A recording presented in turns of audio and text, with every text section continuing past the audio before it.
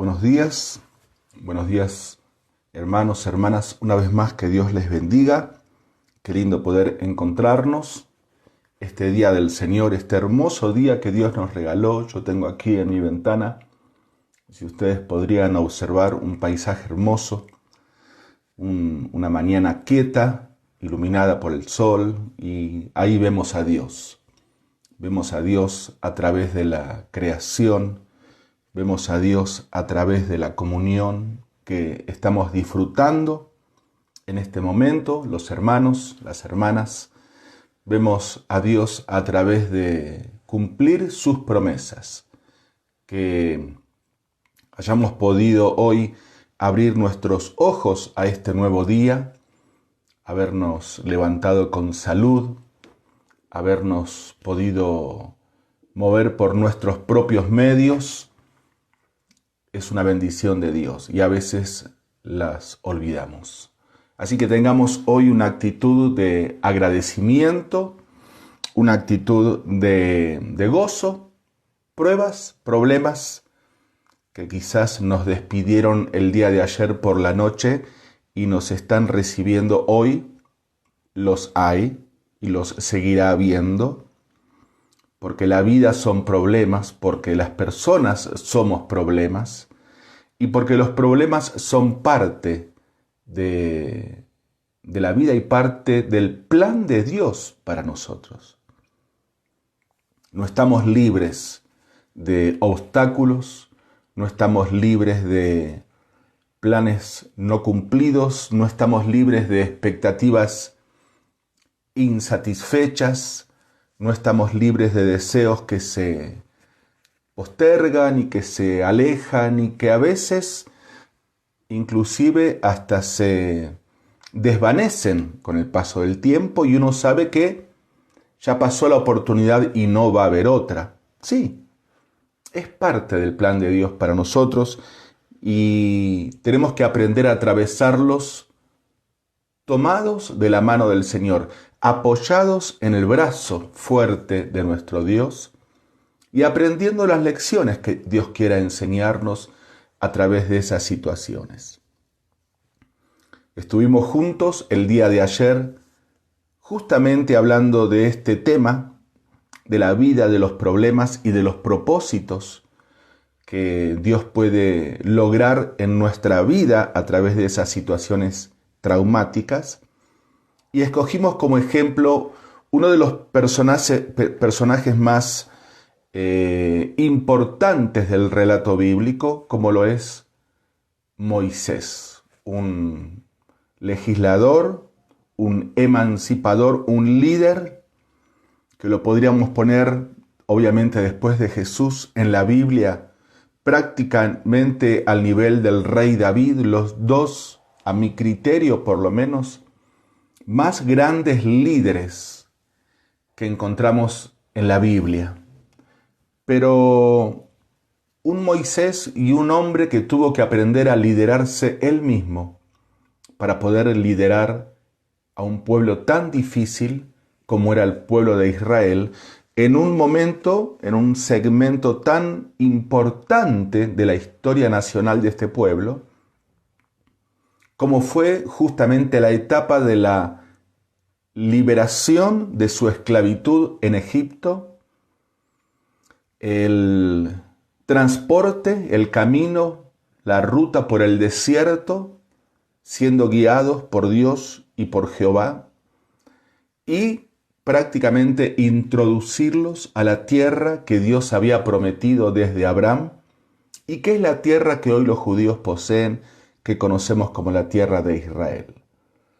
120 años duró la vida de este hombre, que al comienzo luchó consigo mismo, luchó con su carácter, luchó con su tendencia a hacer justicia por su propia mano. Como decimos vulgarmente nosotros hoy, tal o cual persona es justiciera. Y si bien eso no es malo, si no lo sabemos controlar nos puede meter en muchos problemas. Y Moisés se metió en muchos problemas porque él pensaba, vamos a leerlo en un ratito en el discurso de Esteban en el libro de los Hechos, que Dios iba a hacer justicia por su propia mano. Y un poquito aquí se resume el conflicto de voluntades que Moisés experimentó y que es el mismo conflicto que cada uno de nosotros experimenta cada día en mayor o menor escala. Obviamente dependiendo del carácter de cada uno. Hay caracteres que son un poco más mansos por naturaleza, más dóciles, y hay caracteres que son más de imponer, de no callarse, de actuar, son temperamentales, son impulsivos, y a este tipo de caracteres, que vuelvo a repetir, no es malo, pero cuando no cuenta con la asistencia de un control mayor, de un poder sobrenatural, nos puede meter y nos va a meter en muchos problemas. Básicamente, el principio del pecado es el actuar independientemente de Dios. ¿Qué quiero decir con esto? Si nosotros miramos en la Biblia, en el relato bíblico, inclusive en el relato prehumanidad, precreación, lo que se conoce como la eternidad pasada, que aún de ese segmento tenemos relato bíblico. Obviamente Dios se lo transmitió a los autores sagrados porque no había ningún ser humano testigo ocular de lo que sucedía antes aún de crear todas las cosas. Pero una de las cosas que sabemos que sucedió allí fue la rebelión de un ángel creado por Dios, hermoso, inteligente, poderoso, que, como decimos nosotros, se le subieron los humos a la cabeza y quiso ser igual a Dios. Quiso poner su trono, su dominio, el ejercicio de su autoridad delegada, porque tenía autoridad, la quiso poner al mismo nivel que Dios. Y eso es pecado, lo mires por donde lo mires. Llamémosle arrogancia, soberbia, orgullo. Y obviamente Dios dice, no, en el cielo no entra abominación ni cosa inmunda, así que desde el momento que fue encontrada maldad en el corazón de Lucifer, él fue expulsado, fue echado desde el cielo a la tierra. Y allí comienza la historia del mal y del maligno, por el deseo de querer actuar independientemente de Dios. Eso se lo transmite al primer hombre, a Adán y a Eva. Si nosotros recordamos el relato ya en el segmento que comienza a abarcar nuestra historia humana, allí en Génesis, en el Edén, la propuesta de la serpiente, personificando al mal, a Satanás, fue justamente la misma. Actuar independientemente de Dios. De hecho, la prohibición clara de parte de Jehová hacia Adán y Eva, al decirle, de todos los árboles del huerto podéis comer, pero del árbol del conocimiento del bien y del mal no comerás, porque el día que de él comiereis, ciertamente morirás. ¿A qué apuntaba esa orden de Dios? No era capricho, porque uno diría, pero Dios, ¿por qué complicaste tanto las cosas? Si permitiste que se coman de todos los miles de árboles del huerto, ¿por qué tuviste que decir que de ese no hubieras dejado? Es que detrás de esa orden, Dios, conociendo el corazón del hombre, que aún sin pecado tenía libre capacidad para decidir, porque Dios decidió en su misericordia crearlo así. No quiso hacer robots, no quiso clonar, no quiso hacer autómatas programados exclusivamente para hacer el bien. No, quiso hacernos libres, y yo creo que ninguno de nosotros está enojado con Dios por eso. Y Dios, sabiendo los riesgos de esa libertad y amando a su criatura, le advierte que la vida de independencia de Dios era pecado y que la paga del pecado era la muerte. el árbol del conocimiento del bien y del mal, mucho más allá de ser un árbol en sí y un fruto botánico en sí, una especie vegetal que producía algún efecto especial, no, estaba representando la constante inclinación de todo ser humano de darle la espalda a Dios y decirle, déjame que yo decido lo que me conviene y lo que no me conviene. En resumen, esa es una explicación sencilla del conocimiento del bien y del mal. O sea, yo quiero conocer, discernir y decidir lo que para mí es bien y lo que para mí es mal. Lo que para mí es bueno y lo que para mí es malo. Lo que a mí me conviene y lo que no me conviene. No quiero que tú, Dios, me estés diciendo lo que es bueno y lo que es malo. Yo quiero administrar ese conocimiento. Cuando lo vemos desde este punto de vista, entendemos que justamente ese, como decíamos hace unos minutos, es el principio de todo pecado. Hoy más que nunca, en esta sociedad hedonista en la que estamos viviendo, que lo que antes era una relativa moralidad, hoy se ha convertido en una absoluta inmoralidad, basada justamente en este principio. Si para una persona tener afectos físicos y emocionales y compartir su vida con otra persona del mismo sexo es bueno, háganlo. Si para una persona es bueno cortar un matrimonio o abandonar a su cónyuge de toda la vida y unirse a otra persona, que lo haga. Si para un muchacho es bueno sentirse más cómodo viviendo como mujer, como muchacha, vistiendo como mujer, aunque su género indica otra cosa y a él le gusta y lo disfruta, que lo haga. O sea, hoy estamos viendo como este modo de pensar, esta filosofía de vida, que justamente parte desde el Edén y que siempre existió, hoy ya pasa a ser moda.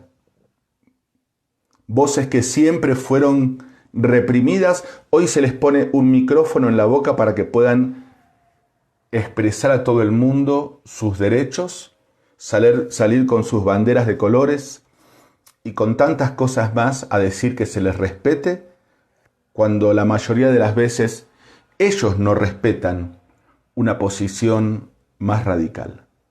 Pero bueno, ese sería otro tema. Lo que quiero mencionar es que el principio de la desobediencia a Dios que comenzó, vuelvo a repetir, desde el Edén, fue justamente el problema que generó tantos fracasos y traumas en la vida de Moisés.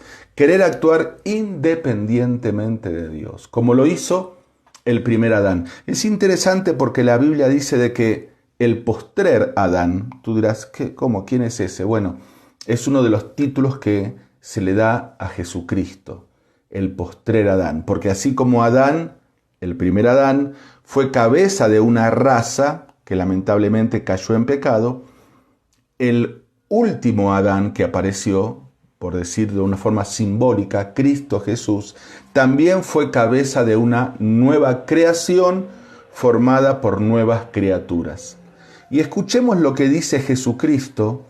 Abramos por favor nuestras Biblias en el Evangelio según San Juan, capítulo 5, versículo 19. Allí leemos lo siguiente, San Juan 5, 19.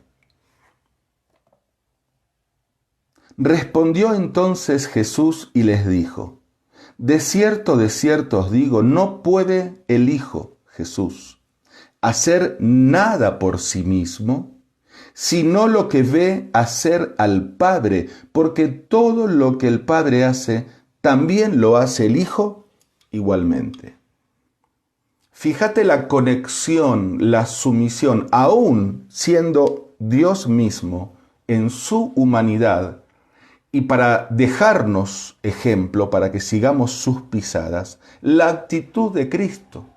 Es radical la declaración que él hace aquí en el Evangelio de San Juan, capítulo 5. Él dice, no puede el Hijo hacer nada por sí mismo.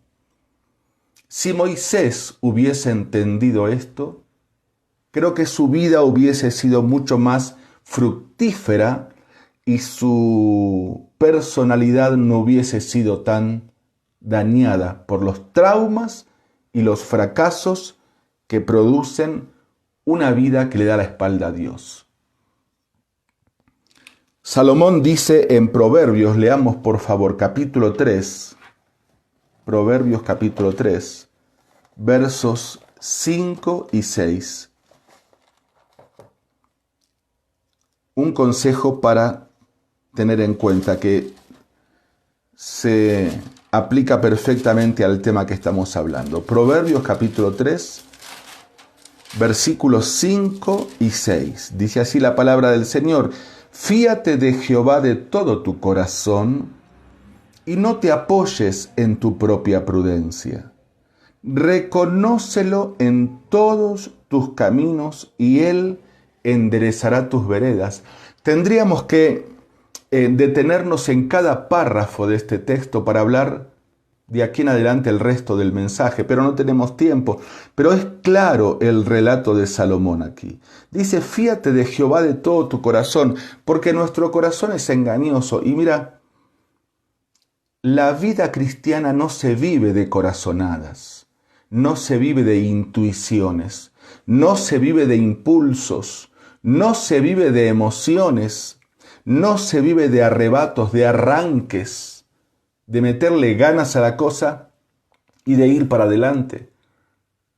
Vivimos en un mundo tan conflictuado, rodeado de personas tan conflictivas, con problemas potenciales que están a nuestro paso cada día, como si anduviésemos caminando por un campo minado. Yo no sé si tú te has sentido así, pero yo muchas veces me siento así, como caminando en un campo minado. No sabemos en qué momento va a aparecer la próxima bomba y va a estallar, dejando otra vez cantidad de víctimas en el camino.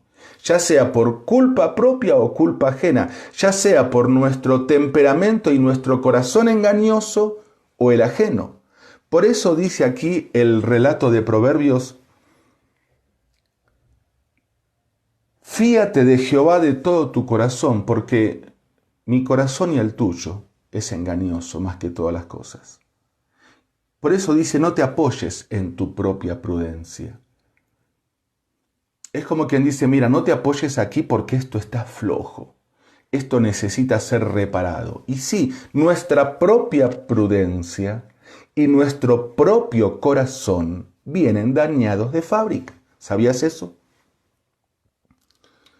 Nuestro propio corazón es un corazón marcado por el estigma del pecado que mencionamos, que comenzó en Edén, entró al mundo por un hombre y a través de ese hombre pasó a todos los hombres, nos dice Pablo en Romanos, inclusive nosotros. Ahora, obviamente la obra de Cristo en la cruz, cuando nosotros le recibimos por la fe, transforma todo nuestro ser y nos hace una nueva criatura. Pero no te olvides que el milagro de la obra de la cruz, principalmente, no es quitar un corazón malo, o quitar una tendencia a lo prohibido, o quitar de nosotros ese deseo de dar la espalda a Dios y de querer atribuirme a mí mismo la decisión de lo que es bueno y lo que es malo. No quita eso. De hecho, todos lo sentimos cada día. El gran milagro de la cruz, ese es un tema que yo desarrollo en un capítulo completo en mi libro, que algunos de ustedes conocen, Cada día muero, así es el nombre. ¿Dónde está el milagro? Se llama el capítulo. Bueno, el milagro justamente está en que Dios pone una nueva naturaleza. Antes de conocer a Cristo teníamos una única naturaleza. Luego de aceptar a Cristo por la fe, tenemos dos naturalezas. y éstas se oponen entre sí, dice el apóstol Pablo en Gálatas. Y en la medida que nosotros no sigamos obedeciendo la voz de nuestra antigua conciencia, de nuestra prudencia, de nuestro corazón dañado de fábrica, y estemos sometiendo nuestra vida en dependencia a Dios cada día, en oración, preguntándole a Él qué es lo que me conviene y lo que no me conviene, en la medida en que yo tenga esa actitud, la cosa va a ir bien.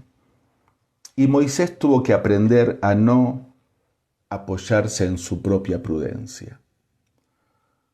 Tenemos la tendencia, los cristianos, los hijos de Dios, a medida que pasan los años, a confiarnos en nuestra experiencia adquirida. Porque claro, obviamente después de un tiempo de practicar la vida cristiana, después de conocer relativamente la Biblia, es como que sabemos qué es lo bueno y qué es lo malo. Y eso es bueno, saber eso. Discernimiento. Pero a veces nos puede jugar en contra porque el hecho de haber adquirido experiencia y saber lo que es bueno y lo que es malo, puede atentar contra mi vida de dependencia de Dios y ya no gasto tiempo a solas, tanto tiempo como lo hacía al comienzo, cuando recién comencé los primeros pasos en la vida de la fe. Porque pienso que ya no necesito tanta oración, siento que no necesito tanto leer la Biblia, ni comprar libros, ni memorizar versículos, ni ir a la iglesia con tanta pasión como era antes, porque ahora ya soy grandecito y sé lo que me conviene y lo que no. Y ahí comienzan los problemas. De hecho, vamos a ir ya metiéndonos un poquito en la vida de Moisés. El tema es el mismo que desarrollamos en la charla anterior, pero obviamente no va a ser exactamente el mismo mensaje porque hay cosas que estoy diciendo que no las dije ayer. Por ejemplo, esta. Éxodo capítulo 2, después de hablar de la crianza de Moisés, que fue una crianza, podemos decir, disfuncional, porque tuvo que ser criado por una familia adoptiva, en un palacio que no era su casa y en una cultura que no era su cultura, la cultura egipcia, aunque él era hebreo. Pero luego que él fue capacitado y entrenado en la élite de la mejor universidad de aquel entonces, en Egipto, dice el verso 11, en aquellos días sucedió que crecido ya Moisés salió a sus hermanos y los vio en sus duras tareas. Y observó a un egipcio que golpeaba a uno de los hebreos, sus hermanos. Entonces miró a todas partes y viendo que no había nadie, mató al egipcio y lo escondió en la arena. Ahora, si a ti te gusta subrayar o marcar con notas tu Biblia, puedes hacerlo en las primeras palabras del versículo 11. Dice, crecido ya Moisés. Como que Moisés se sintió lo suficientemente grande como para tomar decisiones sin consultar con Dios. Ya estoy bastante crecidito, dijo él, y sé lo que tengo que hacer. Y cuando Moisés mató al egipcio, él pensó que tenía la madurez necesaria. Pero como te dije recién, buenas intenciones, sí. Deseo de hacer la voluntad de Dios, sí. Pero en el tiempo equivocado y con los métodos equivocados, los métodos erróneos. Y claro, muchas veces necesitamos, como le pasó a Moisés, golpearnos de frente con nuestra propia imprudencia, porque recién leímos en Proverbios que decía, no te apoyes en tu propia prudencia, y mi propia prudencia no es más ni menos que imprudencia. Pero a veces necesitamos quedar expuestos cara a cara con los resultados de mi propia imprudencia y de mi corazón engañoso para darnos cuenta que somos débiles. La Biblia dice que somos débiles. Cuando comenzamos a olvidar este principio, estamos en peligro de caer. Por eso el apóstol Pablo dice, cuidado, el que se cree estar fuerte o firme, mire que no caiga. Mira lo que dice también el apóstol Pablo en otro versículo. Primera carta a los Corintios, es muy lindo este pasaje, lo conocemos, hablando de la debilidad que caracteriza a los escogidos por Dios. Primera Corintios capítulo 1,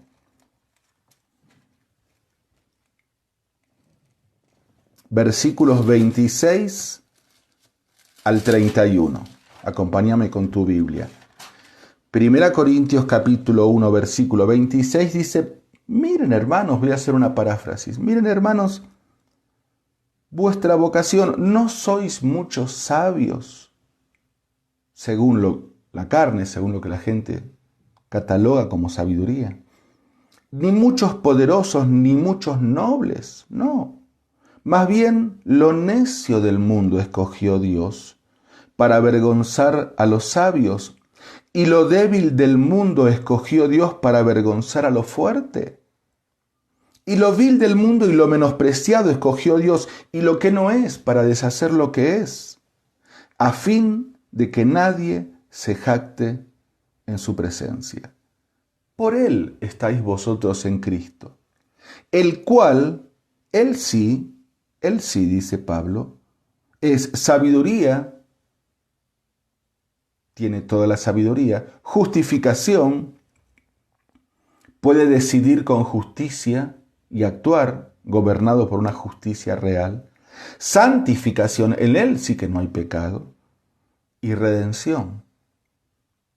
Entonces dice Pablo, el que se gloría, versículo 31, gloríese en el Señor. ¿Te das cuenta? En un sentido, el que es independiente es un estorbo para la obra de Dios, en todos los ámbitos de convivencia. Y vas a estar de acuerdo conmigo en que a nadie le gusta compartir la vida con un soberbio, un orgulloso, alguien que no escucha razones, alguien que solamente quiere que se hagan las cosas a su manera, alguien que piensa que siempre tiene la mejor idea y que no puede aceptar que otro tenga una idea mejor, alguien que es arrebatado, impulsivo, temperamental. Nadie le gusta compartir una charla o mucho menos la vida con una persona así. Pusimos un ejemplo en el día de ayer, lo podemos volver a mencionar porque es muy gráfico. Con respecto al fútbol, nosotros conocemos futbolistas que tienen una habilidad increíble, admirable, envidiable en el dominio del balón dentro de un campo de juego. Un Messi, un Maradona, un Cristiano Ronaldo. Pero ellos no pueden ganar solitos un torneo, necesitan aprender a jugar en equipo. Porque si bien han hecho jugadas que han quedado para la historia y han llegado solos a hacer el gol, esa clase de jugadas y esos goles suceden una vez en la historia, no son suficientes para ganar un torneo donde se necesitan muchas jugadas y jugadas en equipo. De la misma manera sucede en la vida. Tenemos que aprender en primer lugar que, como dijo el apóstol Pablo a Corintios, somos colaboradores de Dios. O sea, en primer lugar, somos un equipo con Dios.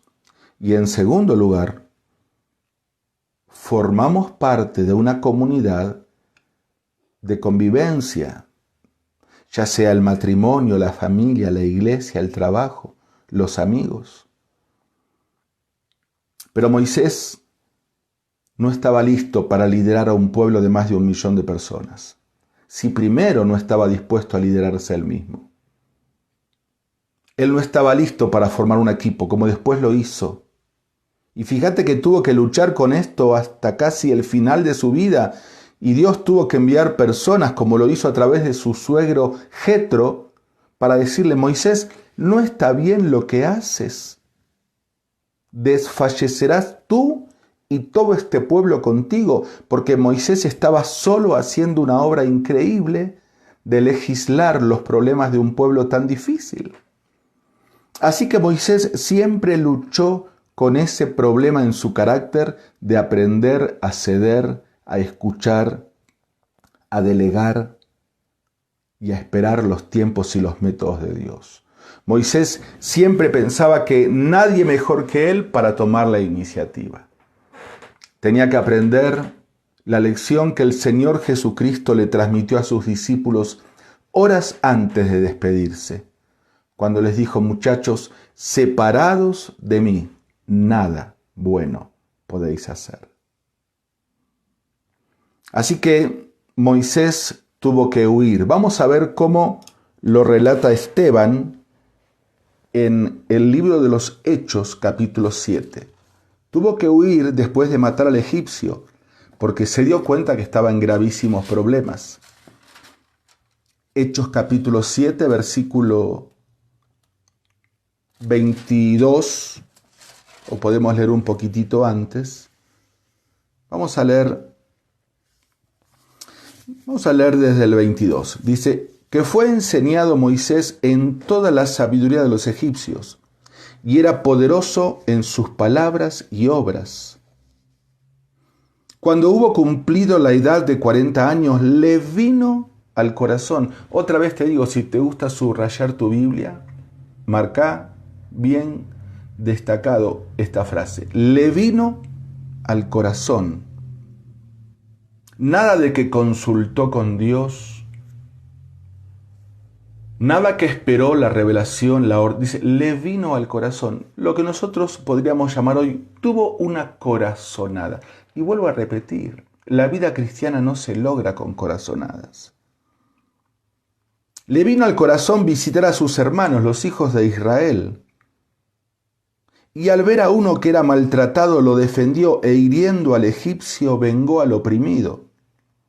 Fíjate los verbos que recaen sobre Moisés. Vio, defendió, hirió, vengó, tomando la iniciativa. Dice, ¿por qué? Porque él pensaba que sus hermanos comprendían que Dios les daría libertad por mano suya. Mirá qué incongruencia. Que Dios les daría libertad por mano suya. Y si bien eso, si lo miramos desde un punto de vista, es verdad, desde otro ángulo no es así. La mano poderosa es la mano de Jehová. Nosotros somos solamente instrumentos en su mano.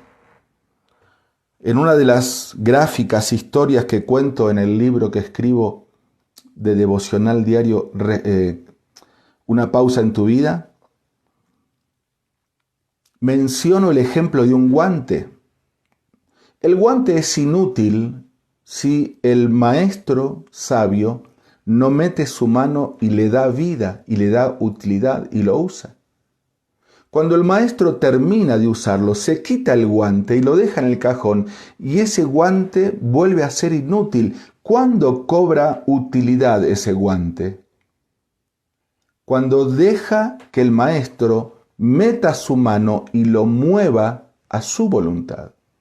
Pero aquí Moisés no estaba actuando como un guante usado por Dios, sino como la propia mano. Él quería ser la mano de Dios y actuar independientemente, basándose en corazonadas. Y después podés seguir el relato hasta el versículo 29. Termina diciendo: Moisés huyó y vivió como extranjero en tierra de Madián, donde engendró 2 hijos. 40 años más. 40 años de crisis. Algunos dicen fuera de la voluntad de Dios. Bueno, tal vez, puede ser, no sé. Pero lo que sí estoy seguro es que no estuvo fuera del Dios de la voluntad. Fuera de la voluntad de Dios, pero no fuera del alcance de Dios. Y nosotros leímos recién en el versículo 22 que Esteban decía que Moisés era un hombre poderoso en hechos y en palabras. Ahora, si vos lees todo el relato, nosotros lo cortamos aquí por amor al tiempo, o lo podés leer en Éxodo capítulo 2 y 3. Moisés dice que él es torpe de lengua. Dice, siempre he sido torpe de lengua, desde que nací. Pero esto era mentira. Tal vez Moisés era un poco reprimido, retraído o hasta tartamudeaba al hablar como producto de su crisis emocional, que le había provocado un trauma severo, pero él no había sido siempre así. Dios lo había capacitado con una virtud de liderar pocas veces conocida. Moisés era un estratega militar. Si vos lees los libros del historiador judío Flavio Josefo, a través de la tradición oral, porque no está escrito en la Biblia, pero sí de la tradición oral hebrea, se sabe que Moisés era un estratega militar y un gran conferencista. Dios lo había dotado con estas dos habilidades porque tenía para él un futuro de liderazgo, como de hecho después lo tuvo. Pero Moisés estuvo a punto de perder esos dones de Dios por su propio corazón engañoso. ¿Y cuántas veces dones y talentos que nosotros tenemos quedan enterrados o escondidos bajo la arena por nuestros propios arrebatos de independencia?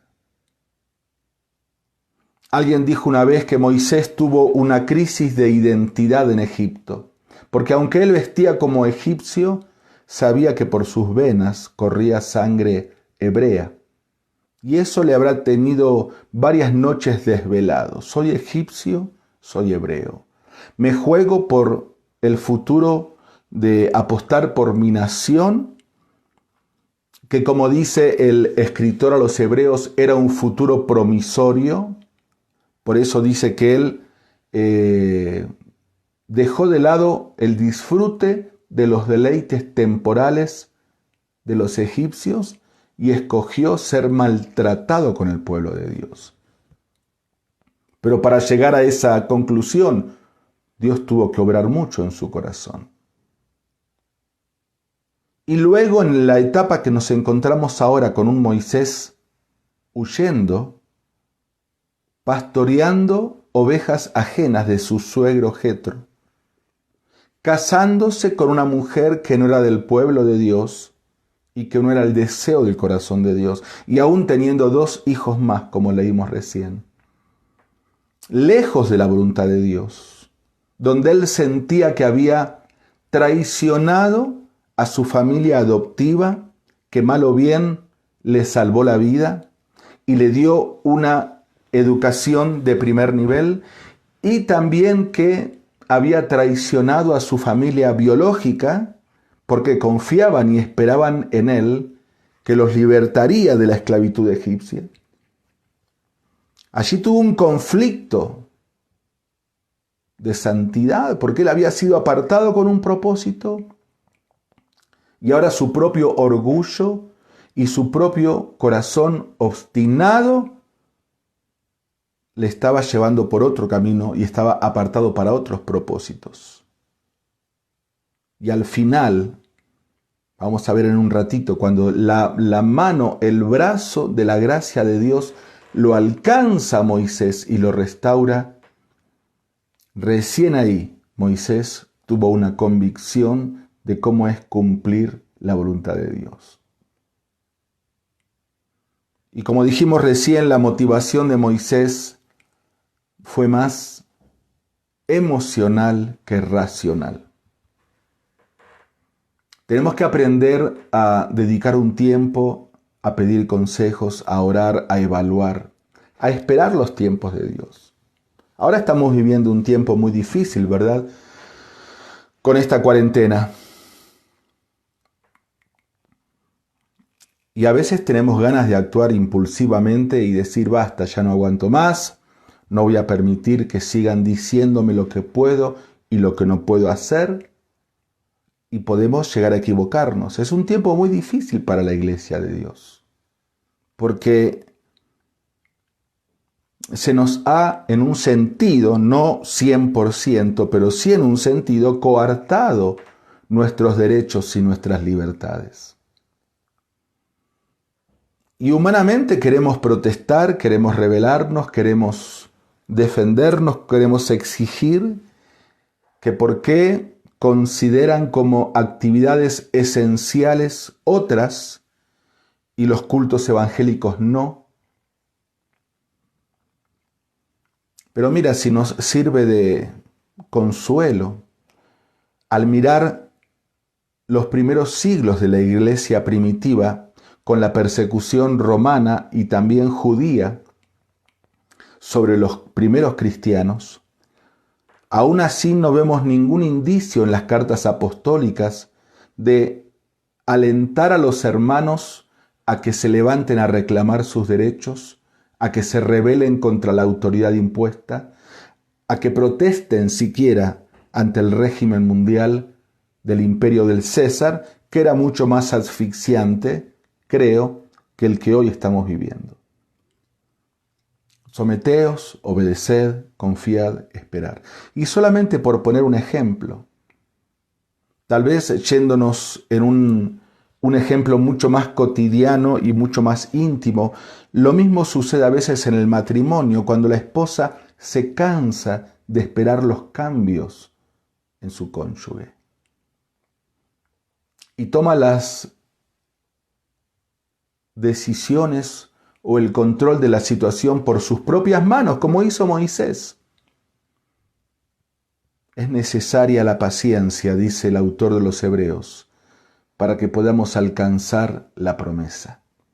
Esa fue una convicción de vida de todos los grandes patriarcas que están en la lista de los hombres y mujeres de la fe en el capítulo 11 de Hebreos. Y Dios, como decíamos recién, con su mano le va a confrontar. Fíjate allí en el libro de Éxodo, volvamos, estamos buscando también otros versículos que hablan de Moisés, porque toda la Biblia habla de Moisés. Jesús habló mucho de Moisés. Pero volvamos al relato principal. Allí en el libro de Éxodo capítulo 3. Y dice, vamos a leer el capítulo 4. Capítulo 4 de Éxodo, versículo 3.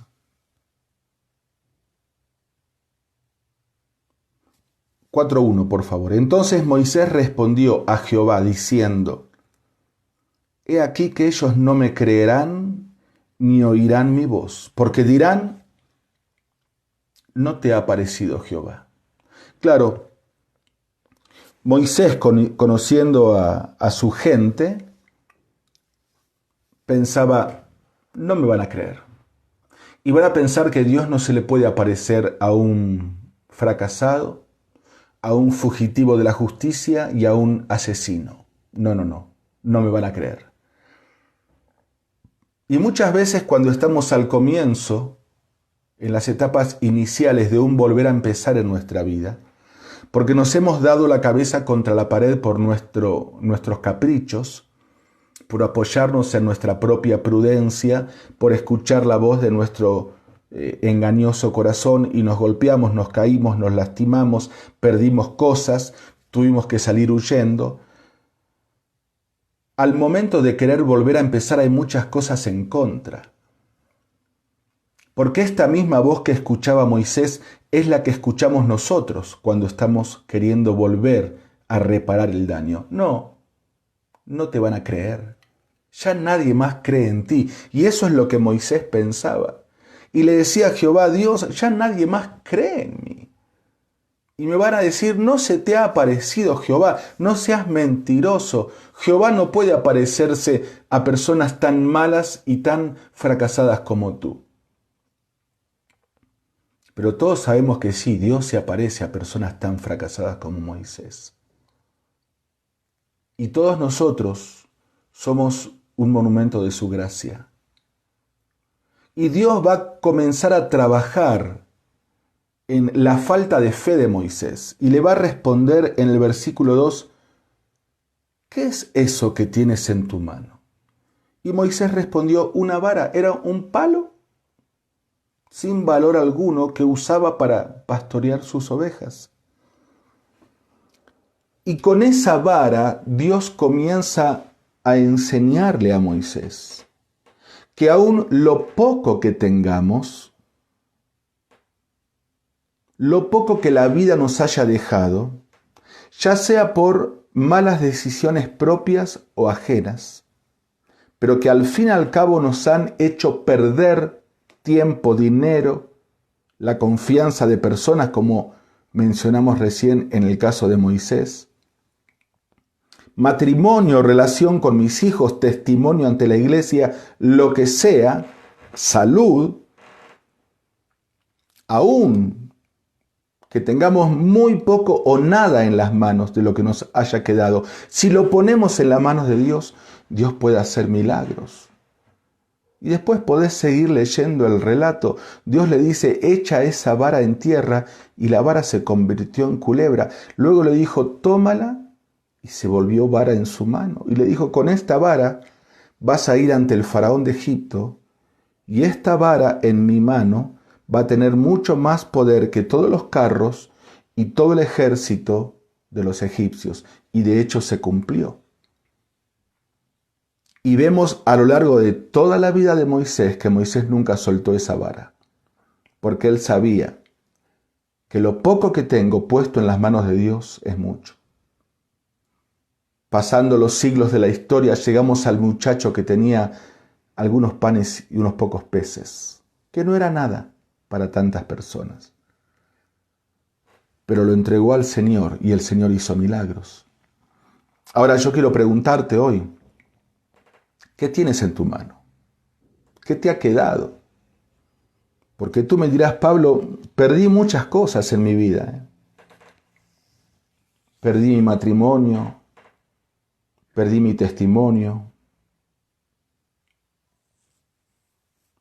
Y algunas de las cosas que las perdí no fueron por culpa propia, porque experimenté abuso cuando era niña o niño, y eso me dañó emocionalmente. O por un infortunio de la vida, un accidente, quedé discapacitado y perdí mi salud con tantos problemas físicos que hoy en día abundan. Es muy poco lo que me queda. Dios dice, yo no te pregunto cuánto te queda. Yo lo que te digo es que me lo des a mí, yo hago el resto. Y eso es lo que Moisés tuvo que entender.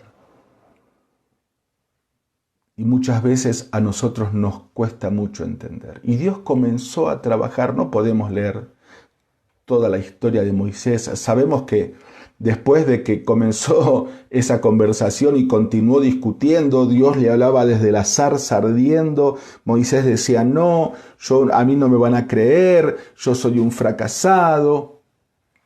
Y Dios le dice, mira Moisés, a mí lo que me importa son dos cosas. Primero, que reconozcas que tú eres débil. Y segundo, que descanses en mi fortaleza. Porque cuando te olvidas que sos débil y crees que sos fuerte, no podés hacer nada. En el libro que les mencionaba antes, Cada día muero, hablo mucho de este tema, de que el problema no radica tanto en mis puntos débiles, sino en mis ilusorias fantasías de fortaleza.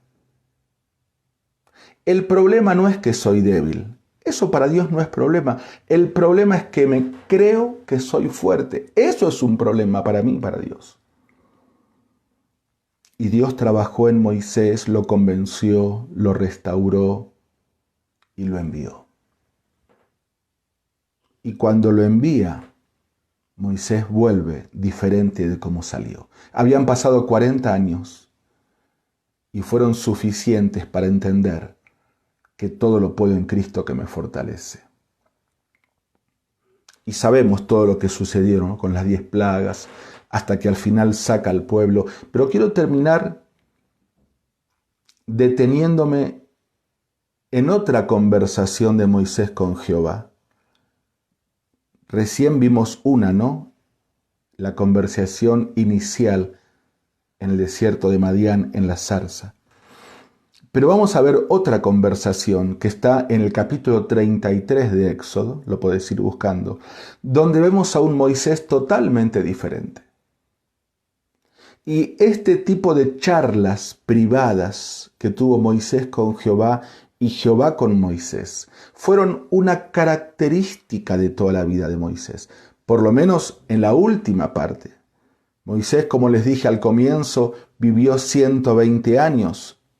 40 en el palacio, 40 en Madián, apartado de Dios, frustrado, y 40 en el desierto, cumpliendo la obra de Dios. En esos últimos 40 años, hasta que murió Moisés, fue amigo de Jehová y Jehová amigo de Moisés, y como amigos conversaron muchas veces. Y esta es la base, el sustento de una vida de dependencia, de alguien que sabe actuar no basado en su propia prudencia, sino en un Dios sabio. ¿Vos querés saber cuál es tu grado, tu nivel de madurez? Es muy sencilla, muy simple la respuesta. Define cuál es el grado de tu vida de oración. El creyente más maduro no es el que más sabe lo que tiene que hacer. No, es el que menos sabe lo que tiene que hacer, por eso consulta más a Dios y espera la voluntad de Dios y en base a eso se mueve. De hecho, bajo el liderazgo de Moisés, Dios transmitió este concepto a todo el pueblo con la columna de fuego durante la noche y la nube durante el día. Y solamente cuando la nube o la columna se movían, ellos podían moverse, no antes. ¿Te das cuenta? Fíjate qué lindo el relato de el capítulo 33 de Éxodo. Y con esto terminamos. Dice el versículo, vamos a leer desde el 1. Y Jehová dijo a Moisés, anda, sube de aquí tú y el pueblo que tú sacaste de la tierra de Egipto, a la tierra de la cual juré a Abraham, Isaac y Jacob, diciendo, a tu descendencia la daré. Yo enviaré delante de ti el ángel y echaré fuera al cananeo y al amorreo, al eteo, al fereceo, al heveo y al jebuseo. A la tierra que fluye leche y miel, verso 3, ¿no? Pero yo no voy a subir en medio de ti, porque eres pueblo de dura cerviz, le dice Dios a Israel, no sea que te consuma en el camino. Está más que claro que Jehová aquí está probando a Moisés. Y Moisés pasa muy bien la prueba. Porque Jehová le dice, si estuviste atento a la lectura, anda, sube de aquí tú y el pueblo que tú sacaste de la tierra de Egipto. ¿Cómo el pueblo que tú sacaste? ¿O acaso el pueblo lo sacó Moisés? ¿No fue Jehová que con mano fuerte y brazo poderoso y con las 10 plagas milagrosas obró para que el pueblo de Israel salga de Egipto? ¿Y no fue Jehová el que abrió el mar y luego lo cerró para que mueran todos los soldados y queden ahí sepultados junto con los carros de Faraón? ¿Cómo le dice ahora a Moisés, el pueblo que tú sacaste de Egipto? Y no contento con esto, Jehová le dice, mira, yo no voy a ir con ustedes, porque dile al pueblo de Israel que son un pueblo muy cabeza dura. Así que yo estoy cansado, me voy al día, dice Jehová, y los voy a exterminar a todos. Así que voy a mandar un ángel que va a ir contigo. Lo está probando Jehová a Moisés. Y fíjate la respuesta de Moisés. Versículo 11. Y hablaba Jehová a Moisés cara a cara, como habla cualquiera a su compañero. Qué lindo, ¿no? Es lo que decía recién. El compañerismo con Jehová, la comunión íntima con Dios. Como nosotros vimos al comienzo de la charla en el ejemplo de Jesús, el Evangelio de San Juan, ¿no? Que él decía, no puede el Hijo hacer nada por sí mismo. Y ¿Y cuánto tiempo tuvo de charlas íntimas Jesús con su Padre, levantándose temprano, siendo aún de mañana muy oscuro, para recibir de su Padre, aún Cristo siendo Dios mismo, para enseñarnos a nosotros la importancia de una vida de dependencia de Dios, para saber decidir? Y aquí había un compañerismo, había una amistad entre Moisés y Jehová, igual que con Enoc, igual que con Abraham, igual que con Jesús. Características de hombres y mujeres que impactaron sus generaciones. Y en esa charla, Moisés le dice a Jehová, le responde a Jehová, que lo estaba probando en el versículo 12. A ver, lo vamos a parafrasear, ¿no? A ver, Jehová, un momentito, dice Moisés. ¿Tú me dices a mí, saca a este pueblo? Y encima tú no me has declarado a quién enviarás conmigo. Dices que mandarás un ángel. ¿Quién será? Ahora, yo no te entiendo, le dice Moisés a Jehová, porque tú me dices, estoy leyendo el final del versículo 12, yo te he conocido por tu nombre, has hallado gracia en mis ojos. Pero ¿cómo es esto, Jehová? Si realmente tú me amas y yo he hallado gracia ante ti, ¿cómo es que ahora tú me dices que el pueblo lo saque yo, que yo me haga cargo, que yo lo lleve, que tú no vas a venir, que vas a mandar a un ángel, ni siquiera sé quién es? Ahora pues, versículo 13, si realmente he hallado gracia en tus ojos, te ruego que me muestres ahora tu camino, para que te conozca y halle gracia en tus ojos. Y mira que esta gente es pueblo tuyo, le dice Moisés.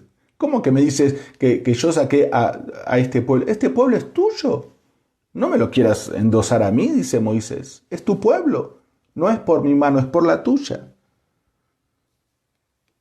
Y Jehová le responde como negociando con Moisés, versículo 14, mi presencia irá contigo y te daré descanso. Y Moisés respondió, verso 15, si tu presencia no ha de ir conmigo, no me saques de aquí. Si tu presencia no ha de ir conmigo, no me saques de aquí. Un hombre que había aprendido a no dar un solo paso si no era guiado por Dios. Si tu presencia no ha de ir conmigo, yo de acá no me muevo, dijo Moisés. No doy un solo paso hasta que tú no me asegures que vas a ir adelante de mí. Y yo te sigo. Aprendió. Le costó mucho, perdió mucho tiempo, perdió su salud, recuerdos traumáticos que le acompañaron durante toda su vida, pero aprendió. Dios quiera que nosotros no tengamos que perder tanto tiempo para aprender que la vida cristiana no se logra con impulsos, con corazonadas, con meterle ñeque, con darle con ganas, con darle para adelante. No. Somos tan inútiles como una rama separada de la vida, como un pámpano que se echa afuera y no da fruto.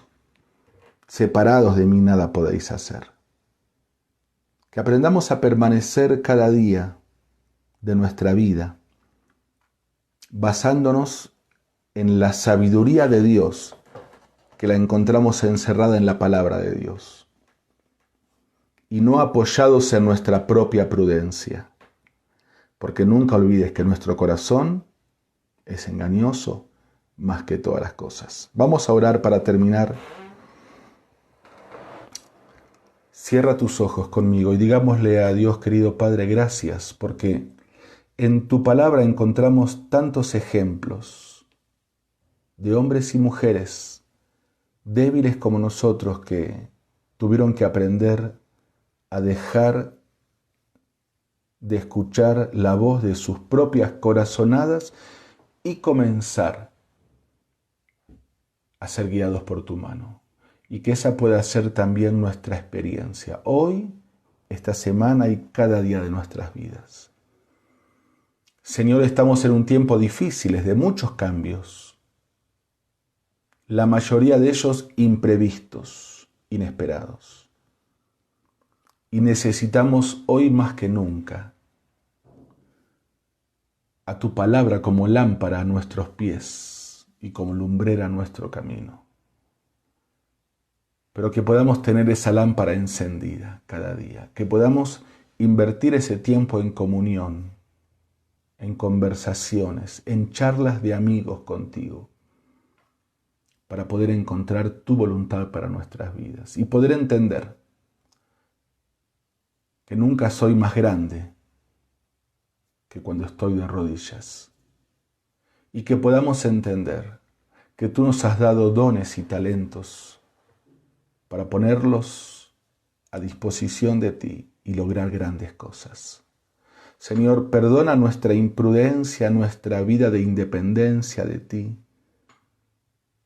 que aunque querramos engañarnos a nosotros mismos, reconocemos que eso es lo que hacemos, te damos la espalda. Que aprendamos a caminar en tus pisadas, y la única manera de caminar en las pisadas de otro es yendo atrás, que tú vayas adelante, Señor. Y que podamos enseñar eso a nuestros hijos, nuestros hermanos, a las generaciones futuras, para que podamos dejar un ejemplo de fidelidad, de dependencia y de obediencia. Te lo rogamos de todo corazón en el nombre de Cristo Jesús. Amén. Muchas gracias, fue un tiempo muy lindo que compartimos juntos. Recuerden que estamos juntos todas las semanas con las diferentes actividades que tenemos aquí en la página. Tú tienes detalles, si alguien que está escuchando quizás no conoce horarios, no conoce los detalles, ahí están, tú te puedes comunicar con nosotros, va a ser un gusto muy grande recibirte. Recuerden aquellos que formamos parte de la Iglesia Betania de estar activos con la oración, estar activos con la ofrenda, estar activos con la asistencia. ¿Sí? Aunque el templo está con las puertas cerradas, la iglesia no ha cerrado sus puertas. La iglesia sigue activa como siempre y cumpliendo la promesa del Señor Jesucristo que dice que las puertas del Hades no prevalecen contra ellas. Así que necesitamos de ti que estés hoy más activo y más activa que nunca.